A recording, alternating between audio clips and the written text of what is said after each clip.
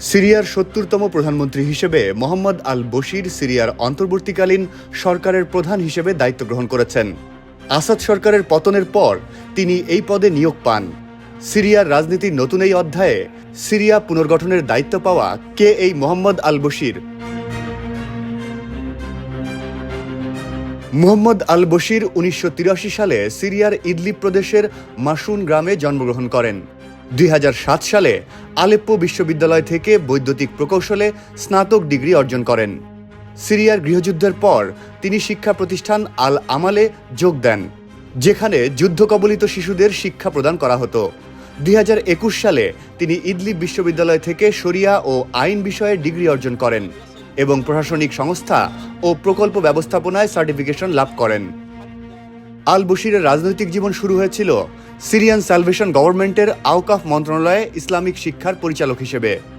পরবর্তীতে তিনি উন্নয়ন ও মানবিক বিষয়ক মন্ত্রণালয়ের উপপরিচালক ও পরিচালক হিসেবে কাজ করেন।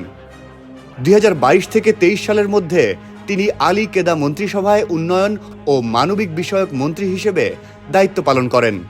তার মন্ত্রিসভা বিভিন্ন ধরনের মানবিক সহায়তা কার্যক্রম পরিচালনা করেছেন, বিশেষ করে সিরিয়ার উত্তর পশ্চিম অঞ্চলে। ২০২৪ সালের ১৩ জানুয়ারি হায়াত তাহরির আল শাম এর বেসামরিক প্রশাসন সিরিয়ান সালভেশন গভর্নমেন্টের শুরা কাউন্সিল আল বশিরকে প্রধানমন্ত্রীর পদে নির্বাচিত করার পক্ষে ভোট দেয়।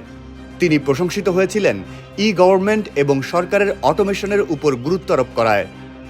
তার প্রশাসন রিয়েল এস্টেট ফি কমানো, পরিকল্পনা বিধান শিথিল করা এবং ইদলিব শহরের জোনিং পরিকল্পনা সম্প্রসারণের জন্য পদক্ষেপ গ্রহণ করেছে। ২০২৪ সালের নভেম্বরে শুরু হওয়া HTS নেতৃত্বাধীন মিলিটারি অপারেশন কমান্ড এবং তুর্কি সমর্থিত বিদ্রোহীদের আক্রমণে সিরিয়া দখল হয় মাত্র ১২ দিনে। ২০২৪ সালের ৯ ডিসেম্বর অন্তর্বর্তীকালীন সরকার গঠনের দায়িত্ব দেওয়া হয় মোহাম্মদ আল বশিরকে। তিনি ঘোষণা করেছেন তার সরকার পূর্ববর্তী সরকারের কর্মকর্তাদের সাথে মিলে সিরিয়ার প্রশাসনকে পুনর্গঠনের কাজ করবে।